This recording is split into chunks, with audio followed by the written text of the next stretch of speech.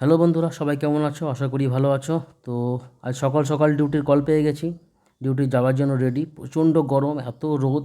তার জন্য ভাবলাম যে রেডি হওয়ার আগে একটু লস্যি বানিয়ে খেয়ে নিই, একটু ঠান্ডা হয়ে যায়। তো ফ্রিজটা খুলে আমি দেখলাম যে একটা দইয়ের প্যাকেট পড়ে রয়েছে। তো দইয়ের প্যাকেটটা নিয়ে দইটা বার করলাম, ওর মধ্যে একটু হালকা বিট নুন যেটা আমরা বলি, ওটা একটু দিয়ে একটু লস্যি বানানোর চেষ্টা করছি। কারণ এত গরম পড়েছে সকাল সকাল। হ্যাঁ, তারপরে আবার এই ডিউটি, একটু ঠান্ডা জল বার করে ওটার মধ্যে মিক্স করার চেষ্টা করছি এবং একটু লস্যি বানিয়ে খেয়ে নেব। আজ সকাল সকাল ডিউটি পড়ে গেছে। রাত্রি ডিউটি হলে একটু আমাদের সুবিধা হয়, কারণ এত গরম, এত রোদ। দিনের বেলায় ডিউটি গেলে প্রচণ্ড রোদ হয়। এবং তোমরা জানো আমি লোকো পাইলট, তো বা ইঞ্জিনের ভেতরের যে টেম্পারেচার এতটাই বেশি থাকে, প্রায় 50 ডিগ্রি। বাইরের থেকে মোটামুটি প্রায় 5 ডিগ্রি টেম্পারেচার, 4 থেকে 5 ডিগ্রি টেম্পারেচারের পার্থক্য থাকে। তো প্রচণ্ড গরম লাগে। তো আজ সকাল সকাল ডিউটি, তার মানে পুরো রোদটা আজকে আমাকে সহ্য করতে হবে। তাই একটু ঠান্ডার জন্য লস্যি খেয়ে নিলাম, খুব ভালো লাগলো। এবারে ড্রেসটা একটু করে নিই, ধুয়ে রেখেছিলাম। তো ড্রেসটা ধুয়ে দেখলাম একটু আয়রন প্রেস না করলে সেটা পরা যাবে না। তো আয়রন প্রেস করার জন্য আমি লেগে পড়লাম লস্যিটা খাওয়ার পরেই। হ্যাঁ, একটু আয়রন প্রেস করে নিই, কারণ গরমের সময় জামা একবার পরলে সেটাকে এসে সঙ্গে সঙ্গে কাচতে হয়। সঙ্গে সঙ্গে সেটাকে ধুয়ে দিই। ধুয়ে দেওয়ার পরে এটাকে প্রেস না করলে ওটা ঠিকমতো আর পরতে ভালো লাগে না। তো একটু কষ্ট হলেও প্রেস করে পরে যাওয়াটা বেশি ভালো লাগে, ফ্রেশনেস ফিল হয়। আর ডিউটির মধ্যে গেলে একটু ভালোভাবে না গেলে নিজেকেও ঠিক ভালো লাগে না। তো যাই হোক, প্রেস আমার মোটামুটি প্রায় কমপ্লিট হয়ে গেল। এবারে রান্না করতে হবে। রান্না মানে আমাকে খাবার খেতে হবে এবং খাবার নিয়ে যেতে হবে। তার জন্য চালটাকে ধুয়ে ধুয়ে নিচ্ছি। হাঁড়ির মধ্যে চালটাকে দিলাম, চালটাকে ধুয়ে নিচ্ছি। চালটাকে ধুয়ে নিয়ে ভাতটা রান্না করে নেব। দেখি সবজি কী রান্না করি, কোনো ঠিক নেই এখন কী রান্না করব। এখনও পর্যন্ত কিছু স্থির করে উঠতে পারিনি কী রান্না করব। তো যাই হোক, প্রথমে ভাতটাকে সঙ্গে সঙ্গে চাপিয়ে দিলাম, কারণ এটা খাবো প্লাস নিয়ে যাব। মোটামুটি প্রায় 8 থেকে 9 ঘন্টা ডিউটি করতে হয়, গাড়ি চালাতে হয়। তো খাবার একবার না নিয়ে গেলে খুব মুশকিল। এই জন্য খাবার নিয়ে যাওয়ার জন্য ভাতটাকে প্রথমে চাপিয়ে দিলাম। তারপরে ভাতটা হতে থাকবে, তার সঙ্গে সঙ্গে আমি দেখব কি রয়েছে আমার ফ্রিজের মধ্যে। ফ্রিজটা খুলে দেখলাম বেগুন রয়েছে। তো বেগুনটাকে ভাজা করা যেতেই পারে।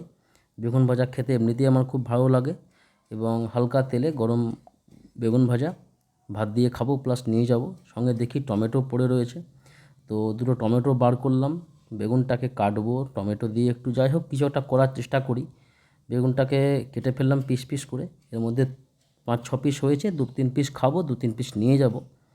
ঠিক আছে, তো একটু নুন মাখিয়ে দিলাম এর মধ্যে।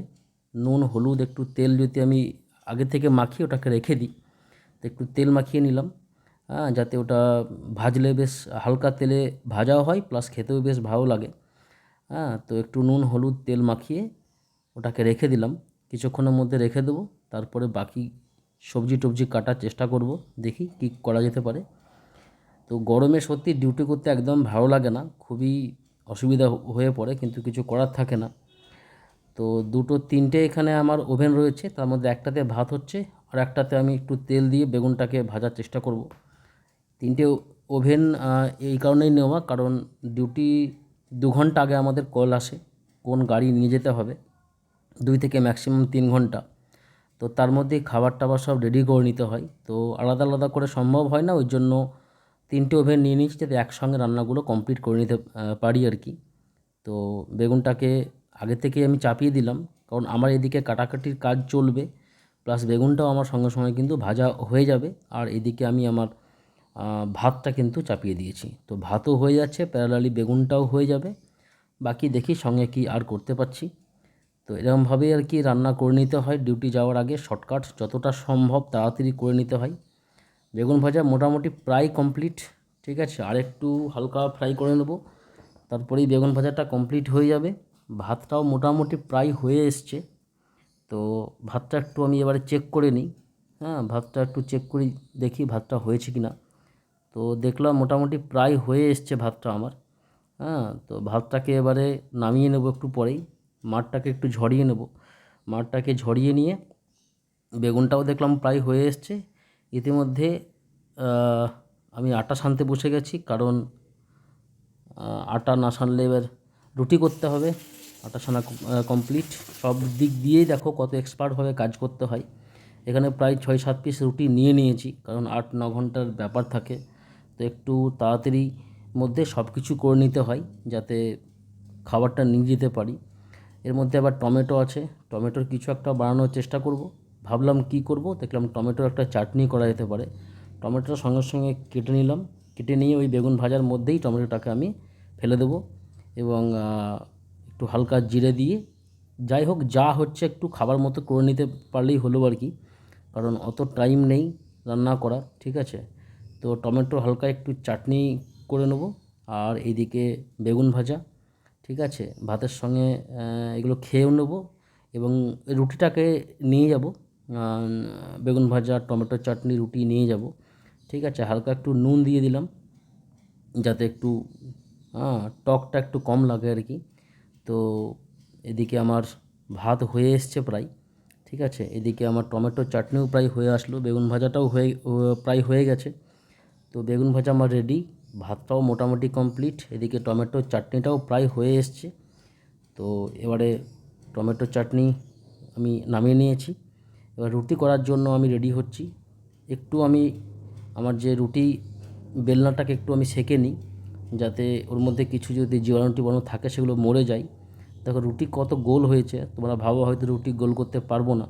সুন্দরভাবে রুটি গোল হয়েছে, এবং রুটিটা ফুলবেও কিন্তু, ঠিক আছে।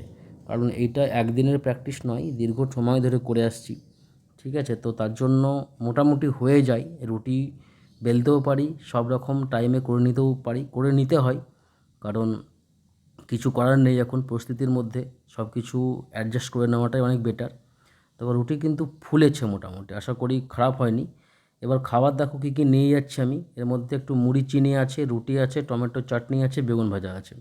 এটা নিয়ে যাব, ঠিক আছে, মানে গাড়িতে খাবো এটা, ঠিক আছে। এরপরে দেখো আমি রেডি, ড্রেস পরে আমি রেডি হয়ে গেলাম।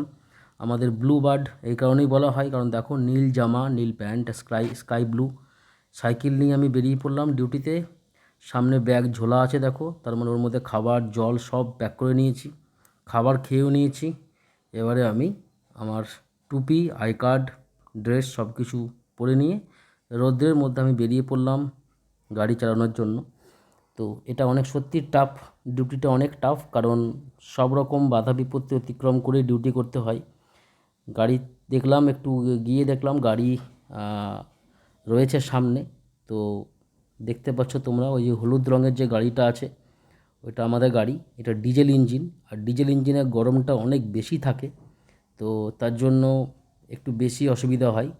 কিন্তু ডিজেল ইঞ্জিনের একটু সুবিধাও আছে, অনেকটা সহজ হয় আর কি, ঠিক আছে। ডিউটি কমপ্লিট করে এরপরে আমি